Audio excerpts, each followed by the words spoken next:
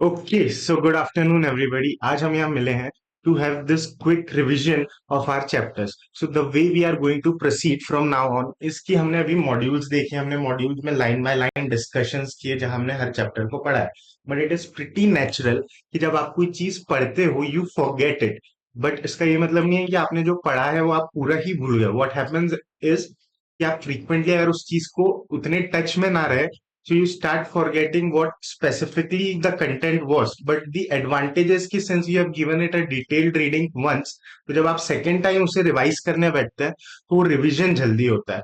तो it may happen कि जो चैप्टर मुझे यहाँ पढ़ने में 6 घंटे लग रहे हैं, इट मे हैपन कि जब मैं उसे रिवाइज करने जाऊँ तो वो रिवीजन मेरा 2 घंटे 3 घंटे में हो जाए। The next time that I again pick it up for the next revision, तो वो टाइम और आधा होता जाता है। So that is the core idea behind revising. तो इस सीरीज में हम कैसे कंटिन्यू करने वाले हैं। Number one, we are going to revise everything that has been covered in our syllabus. Now, although I have given you this quick revision charts, these are something that looks pleasing to the eye, that is something जो visually colourful थोड़ा अच्छा लगता है। But again I would suggest कि this are a summary charts, की जो module है उसी का ये एक एक्सट्रैक्ट है, उसमें से इसे समराइज करने के लिए मुझे कुछ चीजें तो हटानी पड़ी होगी। इट मे कवर कि मॉड्यूल में जो जो चीजें मुझे एग्जाम परस्पेक्टिव से अच्छी नहीं लग रही है, कि this is something they might not ask a question on, वो यहां से हटा दिया जाए। This is something which has been frequently tested upon, वो चीज मैं यहाँ ऐड करूं। सो इसीलिए यहाँ पे हम समरी नोट्स को सिर्फ रेफरेंस के लिए यूज करेंगे, जहां पे अगर मुझे लगता है कि कोई इमेज हमें पिक्चर मेमोरी टेक्निक से ज्यादा अच्छे से याद आती है तो हम इन इमेजेस को रेफर करेंगे। बट थ्रू एंड थ्रू पूरा रिविजन हम चलाएंगे through our modules, that is the source material. The reason being कि अगर आपके एग्जामिनर को कोई भी क्वेश्चन बनाना है तो उसके पास पहला ऑथेंटिक सोर्स है आपकी modules.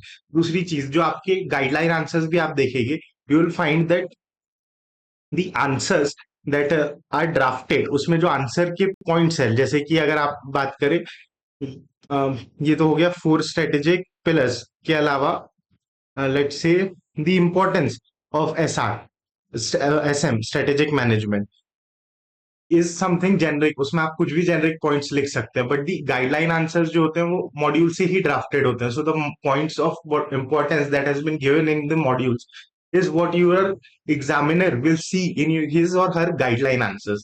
And the easiest mentality for any examiner to check his answer sheet is कि मुझे गाइडलाइन आंसर्स में क्या पॉइंट्स दिख रहे हैं, मेजर पॉइंट्स क्या है, उनके अंदर क्या क्या कीवर्ड्स दिख रहे हैं, और जो भी मैं आंसर्स लिख रहा हूं एज अ स्टूडेंट उसमें क्या वो आंसर्स के कीवर्ड्स मैच हो रहे हैं, क्या वो मेजर पॉइंट्स वहां मैच हो रहे हैं। जैसे what are the characteristics of environment, वहां डायनामिक एंड मल्टीफेसेड इफेक्ट लिखा है अगर आपकी मॉड्यूल में, तो क्या वही चीज मेरी गाइडलाइन आंसर में कॉपी पेस्ट होगी? यस। बट अगर मेरी आंसर शीट में वही वर्ड्स एग्जैक्ट मैच होते हैं या ऑलमोस्ट 70-80% भी कंटेंट मैच हो रहा है, so it makes the examiners job easy. That's why will be going through with our modules number one.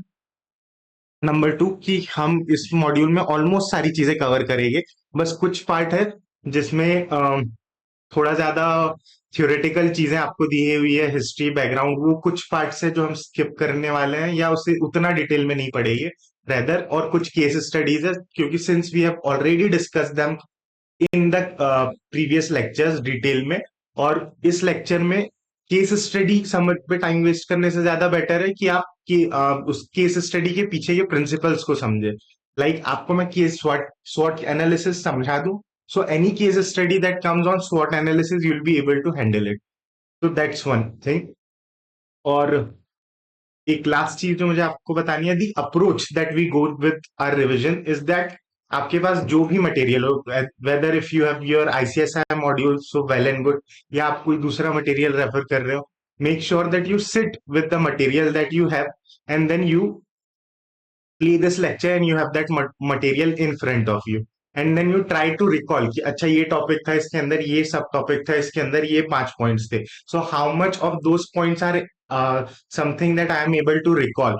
और उसमें से आपको जो जो लग रहा है कि ये टॉपिक्स मुझे हार्ड मार्क हो रहे हैं या मुझे इजीली याद नहीं आ रहे हैं, this is something I have trouble remembering, something I will have trouble writing, कि कई बार याद आ जाता है बट अंदर का क्या लिखना है, पॉइंट्स याद नहीं आते, so you make that marking in your study mat as well.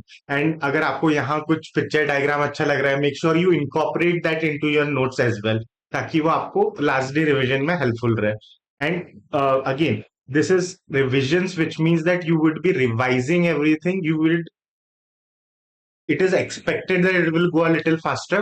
At the same time, it is only helpful to you when I think कि अगर आपने ये वीडियो देखा, the best thing that you can do is कि you play this video, एक concept होने दो, pause it, you revise through your book, then play it again, second topic, pause, revise through your book. या फिर second approach could be you watch the entire chapter in one go and then you pick up your book immediately and then you revise. क्योंकि ultimately जब तक आप खुद से नहीं पढ़ोगे, आपका उतनी कॉन्फिडेंस बिल्डअप नहीं होगा। Because if I am going to dictate this things for an hour, तो वो तो मेरा रिविजन हुआ, दैट इज माई मेहनत, जो जिसके रिजल्ट्स मुझे मिलेंगे। आपने तो सिर्फ सुना है, आपको इसका रिजल्ट कैसे मिलेगा? That is when you sit with that book. कि अगर आपने 1 घंटे का वीडियो देखा, next 30-45 minutes you sit with your book, you mark things down and you try to recall. That is how you will be able to capitalize the best in any revision videos. तो सबसे पहले हम शुरू करने वाले हैं with our first chapter, जिसमें हमने देखा था what is introduction to strategic management. So introduction to strategic management में इस चैप्टर में इन्होंने हमें सबसे पहले बताया कि स्ट्रेटेजिक मैनेजमेंट क्या होता है, क्यों जरूरी है। फिर इसके बाद हमने बात की थी कि एक सीएस को स्ट्रेटेजिक मैनेजमेंट समझने की क्या जरूरत है, why does a CS student needs to study strategic management. फिर इन्होंने बताया था कि अब बोर्ड के लिए, बोर्ड ऑफ डायरेक्टर्स के लिए स्ट्रेटेजिक मैनेजमेंट में क्या क्या रिस्पॉन्सिबिलिटीज आती है। सीएसआर का कॉन्सेप्ट हमने इन डेप्थ डिटेल किया था। CSR is the favourite question of examiners. उसके बाद हमने कुछ गुड गवर्नेंस की बातें की थी and we summed up with this chapter. तो सबसे पहले ये वही कुछ बेसिक सी चीज है कि your strategic management turns up for 40 marks, जिसमें दो क्वेश्चंस रहते हैं। The first question will be of 10-10 marks each के, दो सब पार्ट रहेंगे, which is going to be a compulsory question and this is going to be your case study, जो आपकी सबसे longest case study मिलेगी आपको आपके क्वेश्चन पेपर में। For SM that will be your question 1। उसके बाद आपको क्वेश्चन 2 देखने को मिलेगा। 2 और 2A में चॉइस रहेगी, बोथ विल बी फॉर बचा हुआ 20 मार्क्स के लिए। तो या तो आप 2 ऑप्ट कीजिए या 2A ऑप्ट कीजिए। और यूजुअली जो क्वेश्चन 2 या 2A होता है, उसका पैटर्न होता है 5-5 मार्क्स के 3 सब पार्ट्स एंड एक पार्ट में 2+3 या 1+4 ऐसा करके कुछ ना कुछ कॉम्बिनेशन रहेगा। नाउ सबसे पहले हमने देखा था इवोल्यूशन ऑफ स्ट्रेटेजिक मैनेजमेंट, की स्ट्रेटेजिक मैनेजमेंट आप करते ही क्यों हो? क्योंकि आप अल्टीमेटली चाहते हो कि आप इंफॉर्मेशन गैदर करो, उस इंफॉर्मेशन को यूटिलाइज करते हुए आप मल्टीपल कोर्सेज ऑफ एक्शंस में से एक best course of action pick कर सको, जो आपको आपके लॉन्ग टर्म गोल को अचीव करने में हेल्प करे, जो आपको आपके लॉन्ग टर्म विजन को हेल्प अचीव करने में हेल्प करे। So the whole idea of strategic management is to to provide you with a thinking framework that helps you take better decisions. फिर हमने एक बेसिक सी चीज देखी थी, this is not as such in your books but this is something जिस पूरे process को हम एसएम में थ्रू एंड थ्रू पढ़ते हैं। That is the idea of strategic management is nothing but an ongoing process. ये एक चलता प्रोसेस है जो कभी रुकता नहीं। सो स्ट्रेटेजिक मैनेजमेंट कंटिन्यूस बेसिस पे चलता है। That strategic management is a ongoing process of setting up a strategic vision. आप एक स्ट्रेटेजिक विजन बनाते हैं कि मुझे कहाँ जाना है, यू सेट ऑब्जेक्टिव्स, आप उस विजन को अचीव करने के लिए कुछ टारगेट्स बनाते हैं, then you craft a strategy that how you are going to achieve those objectives, that is by selecting the best course of plan that you have and then you implement it। और जब आप उसे hands on convert your plan into action, वो आप करते हैं strategic implementation में। और लास्टली जब आप उसे इंप्लीमेंट करते हैं उस प्लान को, आपको नई इंफॉर्मेशन मिलती है, आपको पता चलता है कि इंप्लीमेंटेशन के वक्त क्या क्या चैलेंजेस आ रहे हैं, क्या क्या परेशानियां आ रही है, तो you make corrective adjustments and that is how you ensure that your whole execution process and your planning process remains in line with your strategic vision। इसी के बाद में हमने कुछ बेसिक चीजें डिराइव कर ली थी यहाँ से, क्या क्या, कि स्ट्रेटेजिक मैनेजमेंट जो प्रोसेस है ये ऑनगोइंग रहेगा, ये लॉन्ग टर्म की बातें करेगा, that we talk about our long term goals. Strategic management का एक मेजर फंक्शन क्या है कि हम जो भी पढ़ रहे हैं वो हम इसलिए पढ़ रहे हैं क्योंकि हमें अपने रिसोर्सेज को अल्टीमेटली एलोकेट करना है। तो it helps us solve the problem of resource allocation. क्या स्ट्रेटेजिक मैनेजमेंट मुझे गारंटी करता है मैं सक्सेसफुल होऊंगा? नहीं। Y? because the environment that you operate on keeps on changing. So strategic management does not necessarily guarantee you success, but it does is rather it ensures that it gives you a framework so that you can think more logically. So that is what the strategic management डस। और lastly हम ये पूरा process ongoing dynamic क्यों है, क्योंकि the environment that you operate in keeps on changing, that is why we say that the business environment is dynamic. And okay, so moving ahead, यहाँ पे same process repeated है। फिर हमने 3 levels देखे थे कि एक कॉर्पोरेट में 3 लेवल्स होते हैं। That is your corporate level, जो टॉप लेवल होता है जिसमें सीनियर मोस्ट एग्जीक्यूटिव्स बैठते हैं आपके, जिसमें आपके सीईओज, बोर्ड ऑफ डायरेक्टर्स हो गए। ये लोग क्या कहते हैं, ये लोग बनाते हैं एक vision for the entire organisation to operate upon. तो इनका काम क्या होता है, they are someone who deals with the overall planning for the organization. They set a direction in which the organization will move ahead. ये लोग dictate करते हैं कि हम कौन कौन से बिजनेसेस में हैं, तो वो सारे डिसीजन लिए जाते हैं आपके कॉर्पोरेट लेवल पे। फिर उसके नीचे आते हैं कई एसबीयूज या कई इंडिपेंडेंट बिजनेस यूनिट्स, जिन्हें हम नाम देते हैं बिजनेस लेवल मैनेजमेंट का। ये क्या होता है, ये वो मिडिल मैनेजमेंट है जो डिक्टेट करता है कि हम जिस भी प्रोडक्ट को बना रहे हैं हम उस मार्केट में कैसे compete करेंगे। वो सारी स्ट्रेटेजीज होती है आपकी बिजनेस लेवल पे। जिसमें हमारा मिडिल मैनेजमेंट है, ये क्या करते हैं, they act as a link क्यों, क्योंकि ये जो कॉर्पोरेट लेवल पे विजन बना है उसे इनकॉर्पोरेट करते हैं अपने बिजनेस स्ट्रेटेजीज में। और फर्दर ये जो कॉर्पोरेट लेवल का माइंडसेट है, जो कॉर्पोरेट कल्चर कॉर्पोरेट लेवल से आ रहा है, उसे ट्रिकल डाउन करते हैं, उसी सेम चीजों को आगे फंक्शनल लेवल तक पहुंचाने का काम करता है। At the time same time जो फंक्शनल लेवल फीडबैक देता है, उस फीडबैक को ऊपर कॉर्पोरेट लेवल तक पहुंचाने का काम भी हमारा बिजनेस लेवल करता है। और हमारा फंक्शनल लेवल मैनेजमेंट क्या होता है, ये एक्चुअल डिपार्टमेंट्स होते हैं। जैसे प्रोडक्शन फंक्शन का एक डिपार्टमेंट हो गया, मार्केटिंग एक डिपार्टमेंट हो गया, एचआर एक डिपार्टमेंट हो गया। तो जो एक्चुअल डिपार्टमेंटल फंक्शंस होते हैं वो फंक्शनल लेवल स्ट्रेटेजी पे देखे जाते हैं, जहाँ पे एक्चुअल एग्जीक्यूशन होता है और आपको फीडबैक मिलता है। तो ये एक बेसिक स्ट्रक्चर है कि कौन से लेवल पे कौन से तरीके की पॉलिसीज बनाई जाती है। और ये पूरे प्रोसेस में हम क्या करते हैं, हम सबसे पहले देखते हैं स्ट्रेटेजिक मैनेजमेंट के प्रोसेस में हम सबसे पहले क्या करते हैं। यहाँ पे देखो, हमने कहा था कि you draft a strategic vision. Vision आप जब भी देखते हैं तो आप अपनी सोसाइटी में देखते हैं कि क्या क्या अपॉर्चुनिटीज है and what opportunities you want to grab. That is how you develop your mindset.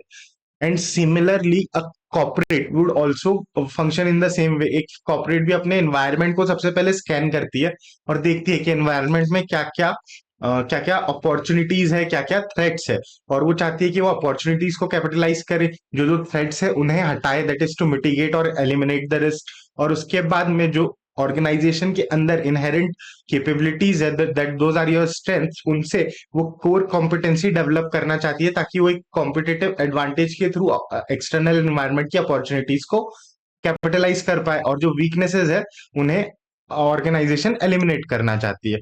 So that is the process of your environmental scanning. जब मैं बात करूं कि what are the 4 phases of your strategic management, the first phase comes is in the name of strategy of environmental scanning, जहां पे environment को scan कर रहे हो कि क्या opportunity है, क्या threat है, and how are you going to utilize your own strengths and be cautious about your weaknesses in order to make the best use of that opportunity. That becomes your environmental scanning. Environmental scanning से मुझे input मिलता है, data मिलता है, जिसके basis पे मैं अपनी स्ट्रेटेजी फॉर्मुलेट करता हूं। तो फर्स्ट फेज हो गया स्ट्रेटेजिक स्कैनिंग। दूसरा होता है स्ट्रेटेजी फॉर्मुलेशन, जहां आपने स्ट्रेटेजी एक्चुअली बनाई, आपने देखा कि आपके पास क्या क्या मल्टीपल कोर्सेज ऑफ एक्शंस हैं, उनमें से कौन सा बेस्ट प्लान आपके लिए सुटेबल है, वो सारी चीजें यहाँ आप बनाते हैं। That is your strategy formulation.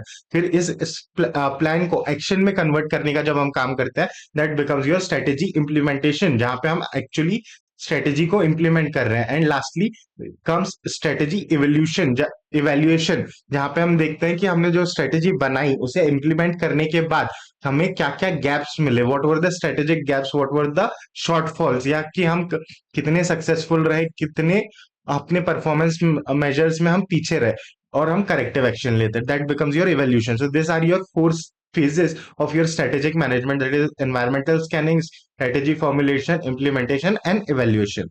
So let us move back with our modules, but उसके पहले एक लास्ट डेफिनेशन और देख लेते हैं कि हम बात कर रहे थे स्वॉट एनालिसिस की, ये बार बार ही आने वाले हैं। तो मेरे स्ट्रेंथ्स और वीकनेसेस क्या होते हैं, अपॉर्चुनिटीज एंड थ्रेट्स क्या होते हैं। तो स्ट्रेंथ्स एंड वीकनेसेस एक ऑर्गेनाइजेशन के अंदर होते हैं, इसलिए मैं उन्हें क्या कहता हूँ, दोज आर इनहेरेंट। तो स्ट्रेंथ क्या होती है, a strength is an inherent capability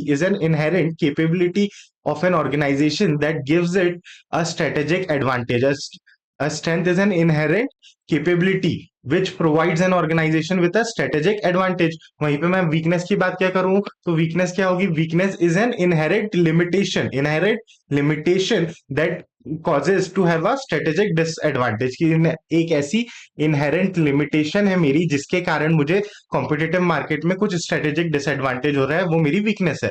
फिर कुछ फैक्टर्स ऑर्गेनाइजेशन के बाहर होते हैं, तो उन्हें हम अपॉर्चुनिटीज एंड थ्रेट में बांटते हैं। कैसे, अपॉर्चुनिटीज क्या होती है, opportunities are the factors outside the organization that causes a favourable, those are favourable fact nature के फैक्टर्स होते हैं। That is opportunities are the factors outside an organization control which are favourable to an organization and they may result in strengthening the overall positioning of a firm, की जिसके कारण firm की overall position strengthen होती है।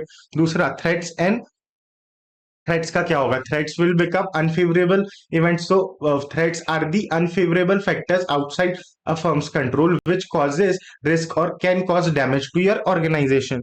अब हम आते हैं हमारी मॉड्यूल्स पे। लेट अस गो क्विकली कि हमने क्या क्या देखना है इसमें।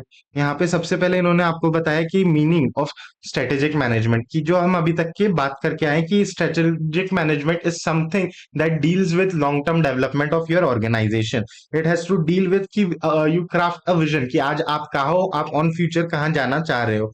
It is something that provides you with direction.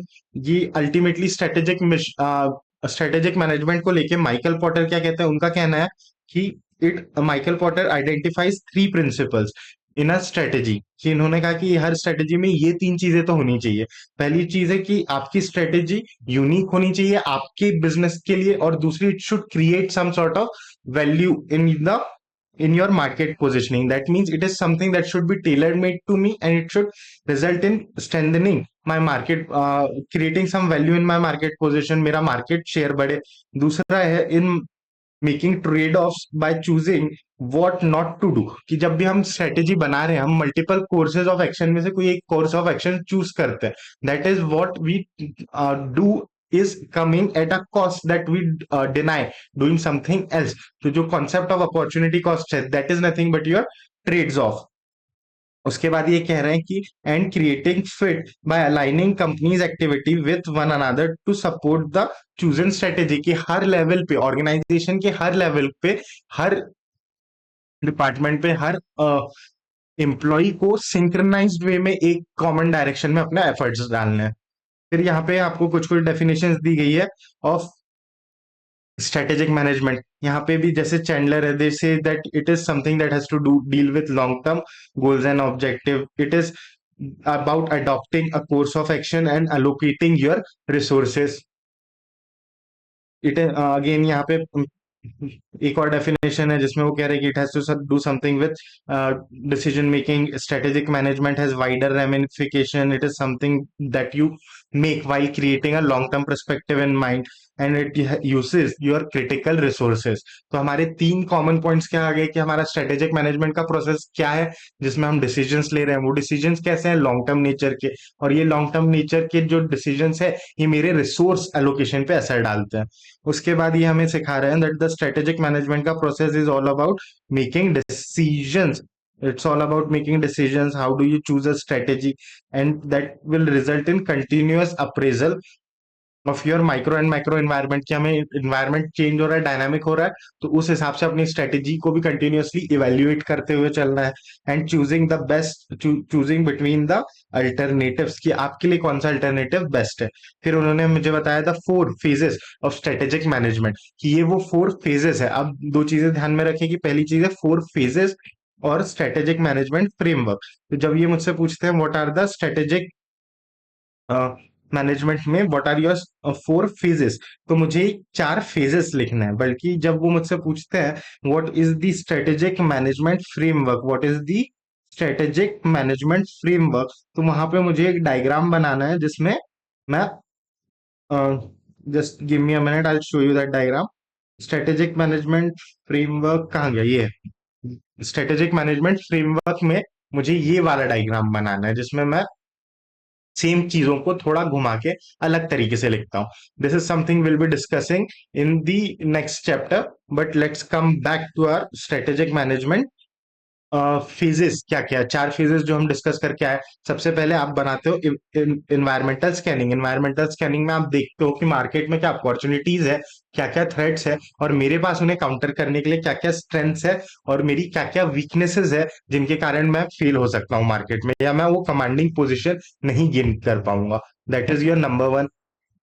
उसके बाद हम जा रहे हैं towards your second point, that is again same चीजें आपने देखी होगी कि इन्वायरमेंटल स्कैनिंग में स्ट्रेंथ वीकनेस है। इन्वायरमेंटल स्कैनिंग के थ्रू ही ये हमें हेल्प करता है in order to draft our vision and objectives, vision mission objectives. And now we move on to, okay, the second point that they have given us is strategy formulation. Strategy formulation में मैं क्या करता हूँ, मैं choose करता हूँ best course of action क्या है मेरे लिए, ताकि मैं अपने ऑब्जेक्टिव्स को अचीव कर पाऊँ by creating and formulating corporate business and functional level strategies की। सभी स्ट्रेटेजीज अलाइंड होनी चाहिए मेरे विजन के अकॉर्डिंगली।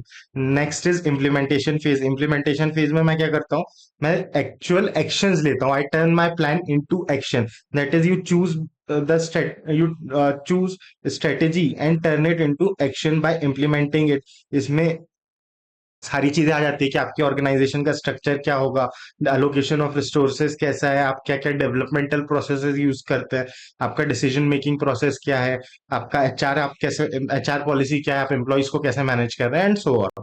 लास्टली ये बात कर रहे हैं इवेल्युएशन की, जहाँ पे ये फाइनल स्टेज है जहाँ पे हम इवेल्युएट करते हैं कि जो हमने इंटरनल एंड एक्सटर्नल फैक्टर्स को देखते हुए कुछ डिसीजंस लिए थे, क्या वो फैक्टर आज भी वैसे हैं, कुछ अजम्पशंस तो चेंज नहीं हुए हैं।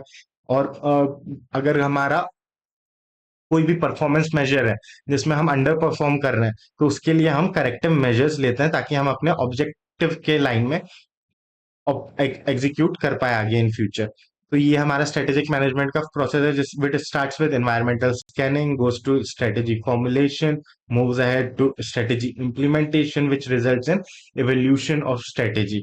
And it is something that is cyclical in nature, कि जैसे ही आपने स्ट्रेटेजी इवेल्युएट करनी है तब भी तो आप एनवायरमेंट से डेटा लेंगे। So again you move on to environmental scanning. That is how all this points are inter related. फिर ये बात कर रहे हैं स्ट्रेटेजिक लीडरशिप की, कि ultimately when you talk about strategic management you have to take decisions, and who takes a decision for an organization is a strategic leader। तो ये कह रहे हैं कि leadership is the ability to influence others to voluntarily make decision. की leadership वो ability है कि आप बाकी लोगों को इन्फ्लुएंस कर पाओ कि वो अपनी स्व इच्छा से कुछ डिसीजंस ले, in which are for essential for long term success. कि ये जो डिसीजंस ले रहे हैं, उन्हें जो लोग डिसीजंस ले रहे हैं वो डिसीजंस ये ध्यान में रख के लेना है कि ये हमारी ऑर्गेनाइजेशन के long term success, long term viability के लिए कितने इंपॉर्टेंट है, and should be aligned with our vision and should be directed towards growth.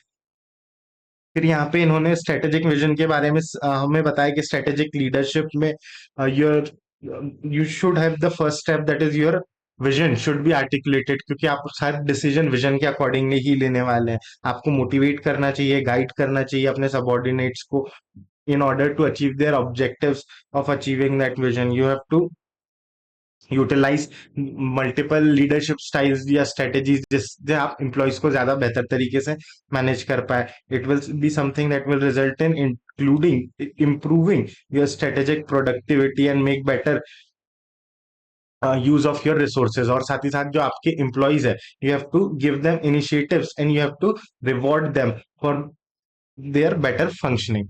अब सेकेंड टॉपिक जो कोर आ रहा है कि स्ट्रेटेजिक लीडरशिप क्या है, दिस इज समथिंग जो मैं चैप्टर 4 में, सॉरी चैप्टर 5 में डिस्कस करता हूँ, types of leadership and all.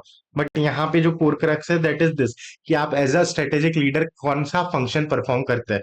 तो यहाँ पे इन्होंने हमें 5-6 चीजें दे रखी है कि जब मैं ये फंक्शन परफॉर्म करता हूं तो मुझे ये कहते हैं कि when I perform a particular function, this is the term you are going to denote me with. और उस फंक्शन में मैं क्या काम करता हूँ, जैसे हमने कहा कि strategic management is something that deals with allocation of resources. तो जब आप स्ट्रेटेजी इंप्लीमेंट करेंगे, आप स्ट्रेटेजी बना रहे हैं, तो उसके लिए आप रिसोर्सेज लेके आएंगे। तो जब आप रिसोर्सेज लेके आते हैं, you mobilize the resources, you mobilize the assets, तो यू बिकम अ मोबिलाइजर। जब आप स्ट्रेटेजी बनाते हैं तब कहीं प्रॉब्लम्स आती है, and you navigate from those problems. जैसे एक मैप होता है, Google map helps you to navigate through routes, वैसे ही strategic management में this frameworks help you to navigate through problems. So at that time when you're dealing with a certain problem, you become a navigator. When you think कि मुझे अपना business global level पे लेके जाना है, you design your business as per the global market needs. That is where you become a global thinker.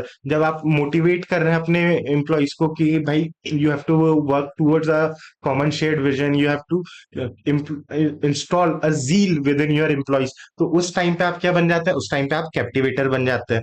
तो चलिए पढ़ते हैं कि ये सारे कौन कौन से पॉइंट्स हमें कह रहा है कि again this are not mutually exclusive. आप एक रोल भी प्ले करते वक्त दूसरा रोल भी प्ले कर सकते हैं। It is not that you become a navigator so you remain a navigator, नहीं, आप ये सारे फंक्शंस परफॉर्म करते हैं एज अ स्ट्रेटेजिक लीडर। तो अब बात करते हैं कि इन्हें क्या किस किस नाम से बुलाया जाता है। सबसे पहले नेविगेटर। नेविगेटर वो होता है जो कॉम्प्लेक्स इश्यूज को और कॉम्प्लेक्स प्रॉब्लम्स को सॉल्व करता है, अपॉर्चुनिटीज को ग्रैब करने के लिए। कि हमारा नेविगेटर कौन है? Navigator is someone who deals with key issues and problems. तो repeat after me, a navigator is someone who deals with key issues and problems. A strategist कौन होता है? जो लॉन्ग टर्म प्लानिंग करता है। ये someone who develops a long range course of action. की someone who sets a long term range course of action is your strategist. फिर entrepreneur. Entrepreneur क्या होता है? एंटरप्रेन्योर की तो हमें डेफिनेशन ही याद है। Entrepreneur is someone who identifies an opportunity in the market and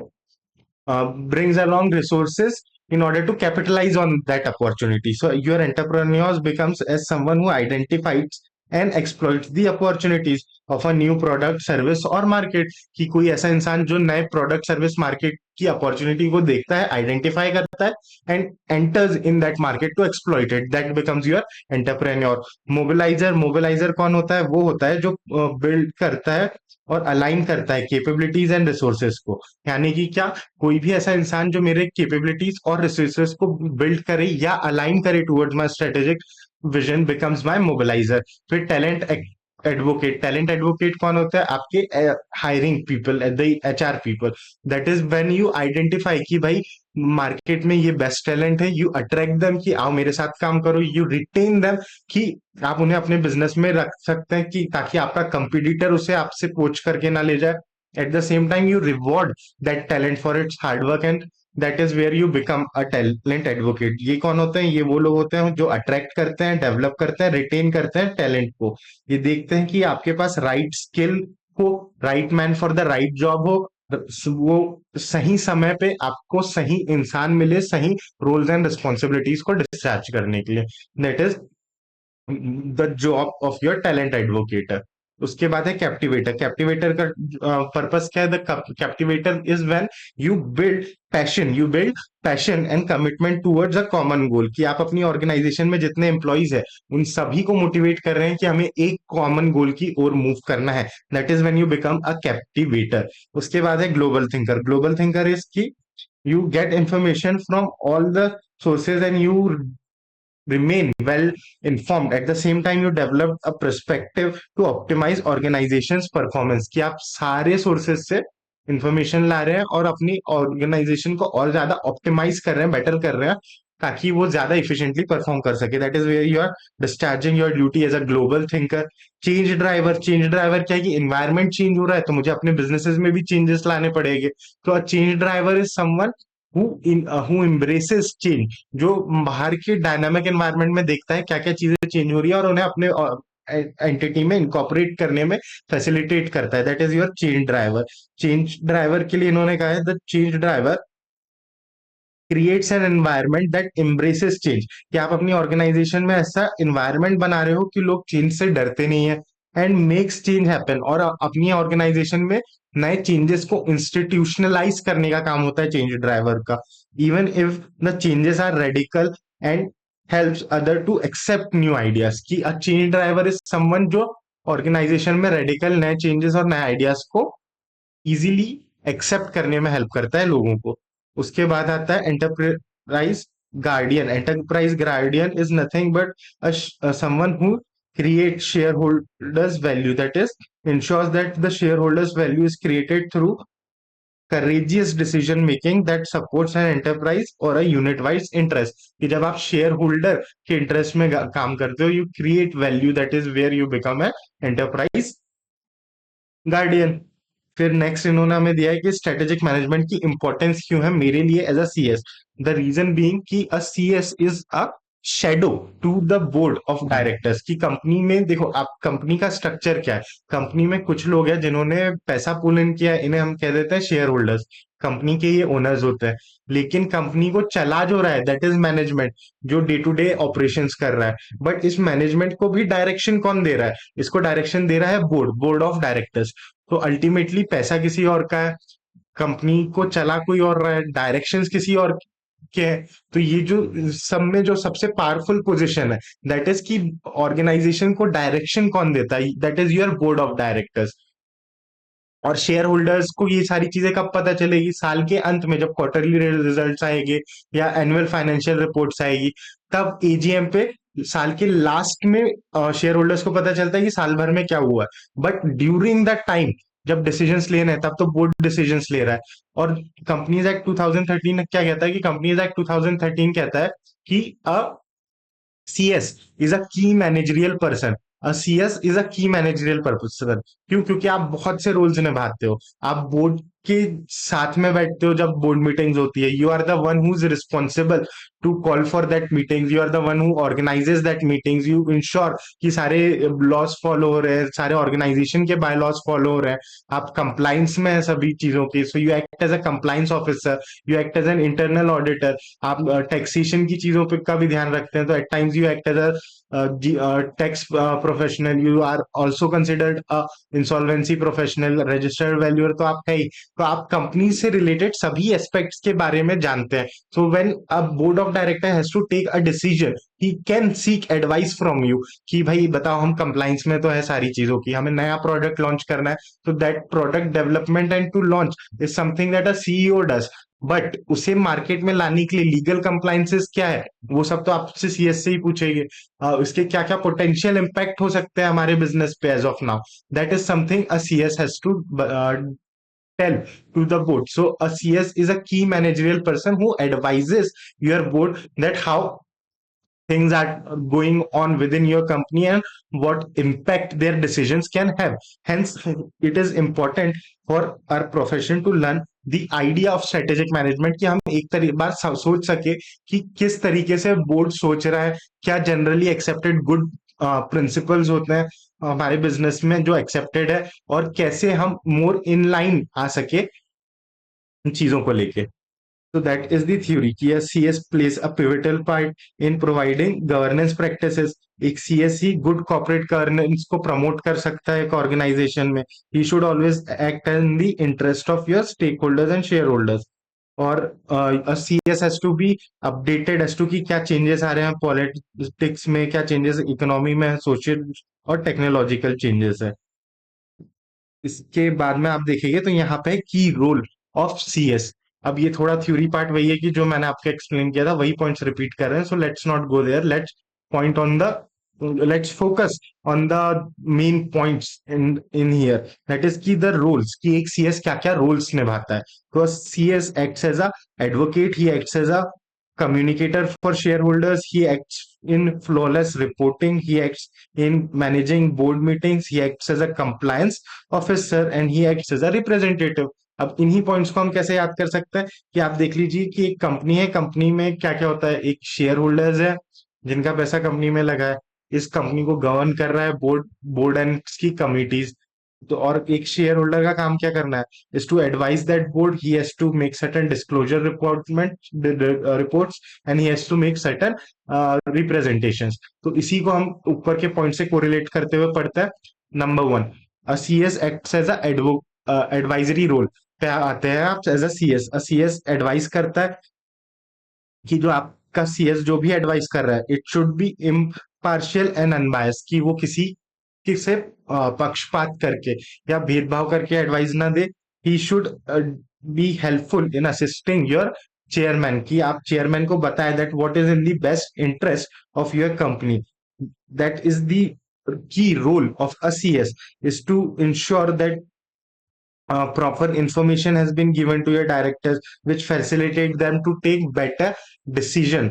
तो वो सारे काम कौन करता है? आपका CS as a advisor. So when you are acting in the best interest of your company by providing the best available knowledge to your board of directors and in the most unbiased manner, that is where you are acting in the advisory capacity। उसके बाद आता है आपका communicator with stake holders, कि आप का काम है कि आप रिपोर्ट्स बनाएं, आप कम्युनिकेट करें अपने स्टेक होल्डर्स के साथ। आप मैनेजमेंट और स्टेक होल्डर्स के बीच का कम्युनिकेशन लिंक है। देखो, एक होता है share holder, share holder is the one who holds share in your company. एक होता है स्टेक होल्डर, स्टेक होल्डर कौन होता है? कि stakeholder may be a shareholder or may not be a shareholder. Stakeholder is a broader term. Stakeholder वो होता है कि हर वो व्यक्ति या ऑर्गेनाइजेशन जिसपे आपके बिजनेस का असर पड़ता है, those are your stakeholders. For example, मेरी कंपनी एक प्लांट सेटअप करती है एक विलेज में। तो उस विलेज के लोग मेरे शेयर होल्डर्स भले ही ना हो, बट क्योंकि मेरा प्लांट उस विलेज में है, उस विलेज के रिसोर्सेज यूज कर रहा है, मेरे बाय प्रोडक्ट्स या जो वेस्ट प्रोडक्ट्स है वो उसी इन्वायरमेंट में डिस्पोज हो रहे हैं, so they become my stakeholders. तो stakeholder is a wider communicate my wider concept. तो आप एज अ सीएस काम करते हैं, that is you communicate with your stakeholders. तो आप मैनेजमेंट और स्टेक होल्डर्स के बीच का वो लिंक है जो इन्हें कनेक्ट करता है। You act as an important link between the board and stakeholders, जहां पे आप कम्युनिकेट करते हैं सारी इंपॉर्टेंट चीजें ऑन अ टाइमली बेसिस, और कोई भी क्वेरीज होती है, एनी क्वेरीज, तो उसके लिए आप रिस्पॉन्सिबल होते हैं क्वेरीज को रिजॉल्व करने के लिए।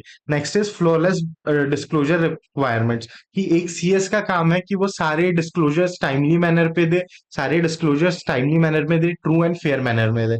तो that is where you come as a person who fulfills their reporting requirements, कि it is to ensure and emphasize on the quality of corporate governance reporting, कि रिपोर्ट में कितनी क्वालिटी इंफॉर्मेशन जा रही है, प्रॉपर डिस्क्लोजर्स है या नहीं, या आप कुछ मैनिपुलेशंस तो नहीं कर रहे हैं, वो सारी चीजें चेक करने का काम होता है एक सीएस का। And to call for transparency, the ultimate purpose of reporting is to build what transparency and the responsibility of drafting the governance section of company's annual report, ये भी आपकी एक रिस्पॉन्सिबिलिटी है। Next is managing board meeting. Managing board meeting का क्या मतलब है? कि बोर्ड को बताना कि इस डेट पे हम मीट करने वाले हैं, to organize everything so that that meeting can be conducted smoothly. उस मीटिंग में क्या क्या एजेंडास किस ऑर्डर में फ्लो हो गए, इन सारी चीजों के लिए चेयरमैन से कोऑर्डिनेट करना, टू इंश्योर कि कोई फ्रिवलेस चीज उस मीटिंग में नहीं हो रही है।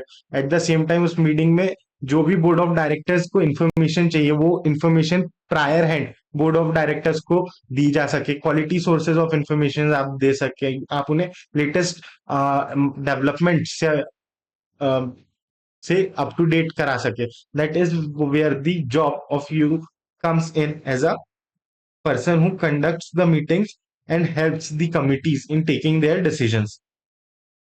नेक्स्ट इज कंप्लायंस ऑफिसर, की आपको वेरियस लॉस के अंदर कंप्लायंसेस करनी पड़ती है।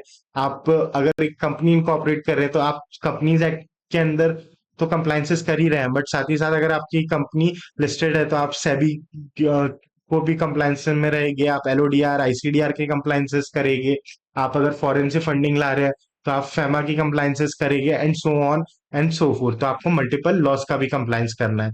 और लास्टली, कि अगर कल को कोई डिस्प्यूट आता है तो उस डिस्प्यूट में कंपनी को रिप्रेजेंट करता है एक CS. So you are in the representation capacity, कि आप रिप्रेजेंट करते हैं कंपनी को in front of various tribunal जैसे NCLT, competition commission, NCLAT and so on, कि आप कंपनी का बेस्ट इंटरेस्ट आगे जाके रिप्रेजेंट कर पाते हैं। तो हमारे पॉइंट्स क्या क्या थे? हमारे पॉइंट्स थे, number one, you act as a advocate for the company. Number two, you communicate, sorry, number one, you ए से दो पॉइंट्स हो गए हमारे, you advocate and you advice.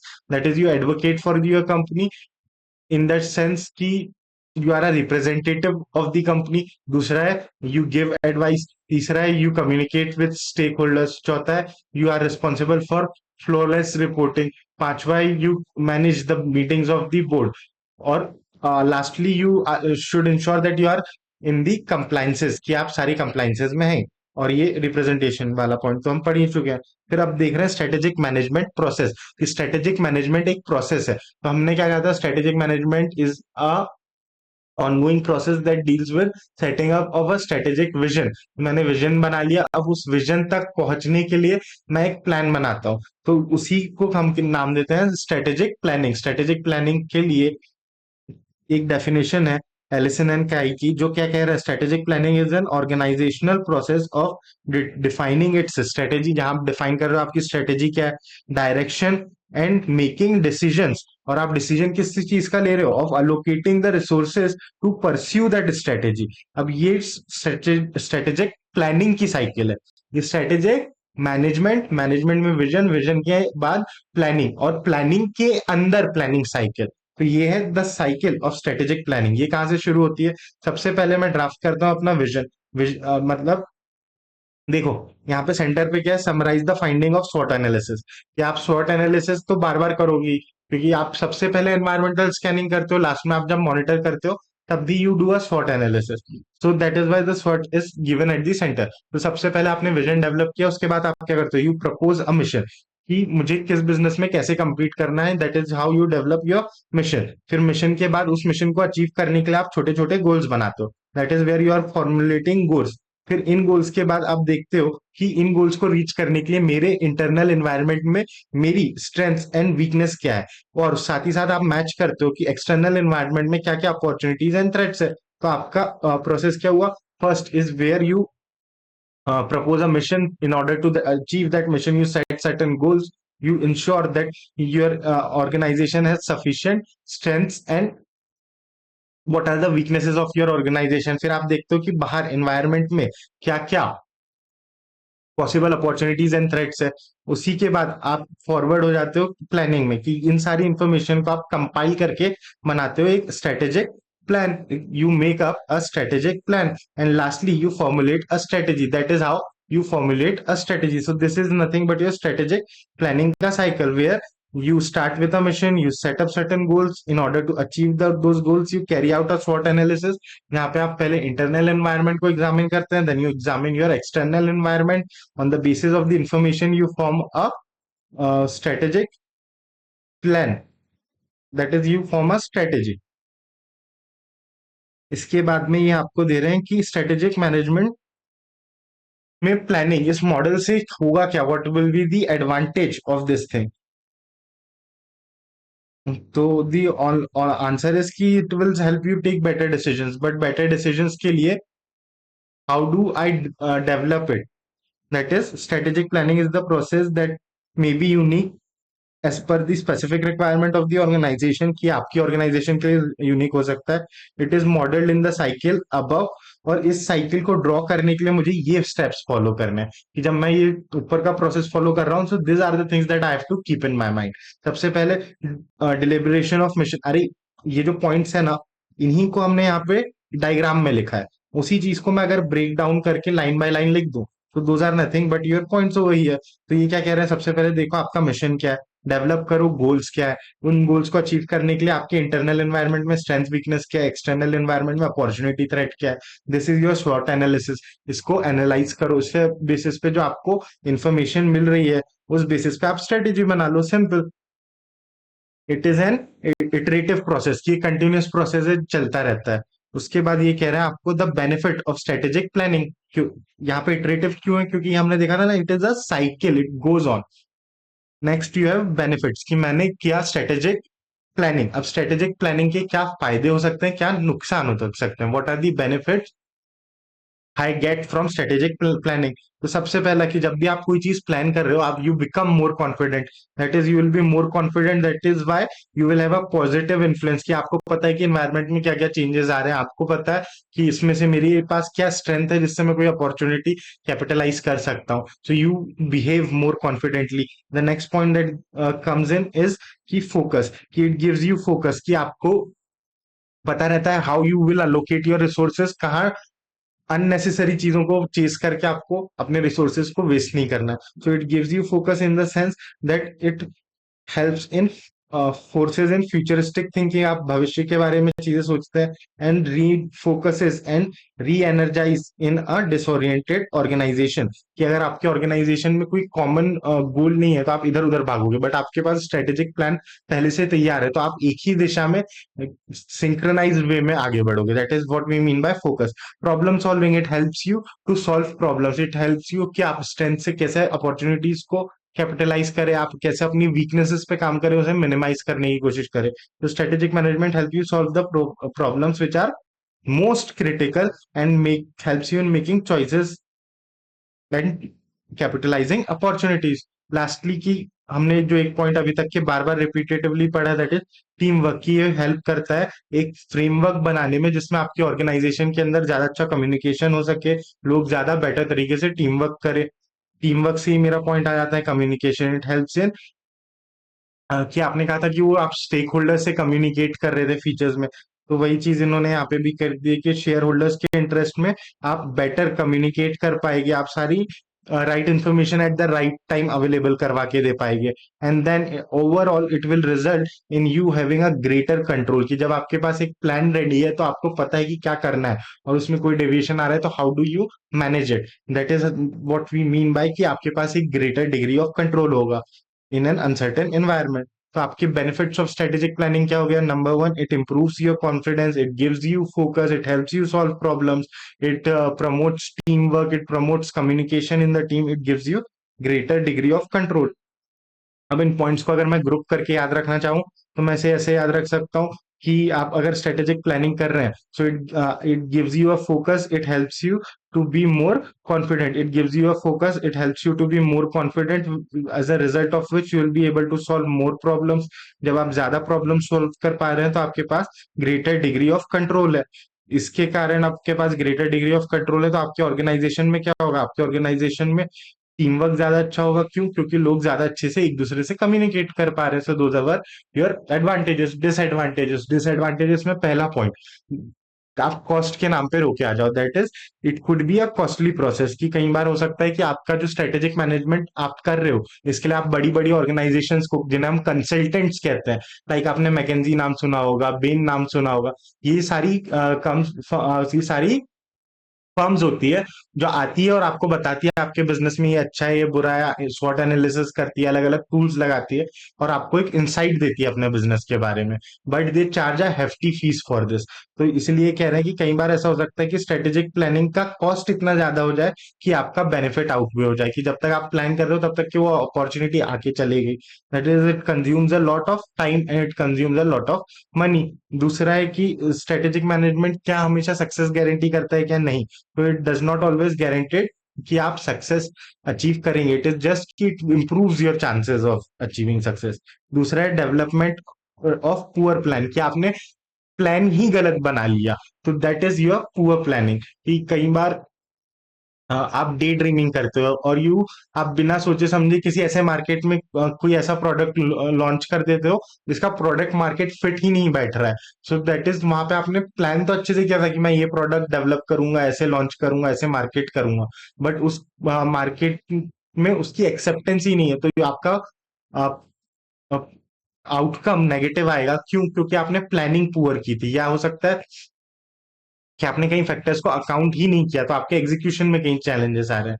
So this is development of your poor plan. की poor plan क्या होता है? जब आप फ्यूचर चेंजेस को अकाउंट नहीं करते हैं, पुअर असेसमेंट करते हैं कि आपकी कैपेबिलिटी क्या है, कि आपने अपने से ज्यादा you have taken more on your platter than you can chew, कि आप में हो सकता था कि यू थिंक कि मैं इस शॉर्ट पीरियड टाइम में इतना कुछ अचीव कर लूंगा, जबकि आपकी खुद की कैपेसिटी उतनी नहीं है। So that is what we mean by where an organisation plan poorly. आप ज्यादा इनोवेशन या ज्यादा ओवर इंफॉर्मेशन को ओवरलोड कर देते हैं। The reason for poor planning is information overload, कि आप वो सेग्रीगेट ही नहीं कर पा रहे कि कौन सी इंफॉर्मेशन आपके लिए रेलिवेंट है, कौन सी इररेलेवेंट है। लास्टली इम्प्लीमेंटेशन, इम्प्लीमेंटेशन में क्या क्या चैलेंजेस आ सकते हैं कि प्लानिंग आपने बहुत अच्छी कर ली, आपने कॉस्ट भी बचा ली, बट अब इम्प्लीमेंटेशन में कई प्रॉब्लम्स आ सकते हैं कि आपके ऑर्गेनाइजेशन के एम्प्लॉयज क्या उस चैलेंज को, उस चेंज को एक्सेप्ट करने के लिए रेडी है या नहीं। सो implementation is the next problem, कि अगर आप ढंग से इम्प्लीमेंट नहीं कर पा रहे, so the whole process of strategic planning becomes futile. उसके बाद हम देख रहे हैं the board of directors and responsibilities. अब हमारा नेक्स्ट टॉपिक आ रहा है बोर्ड ऑफ डायरेक्टर्स।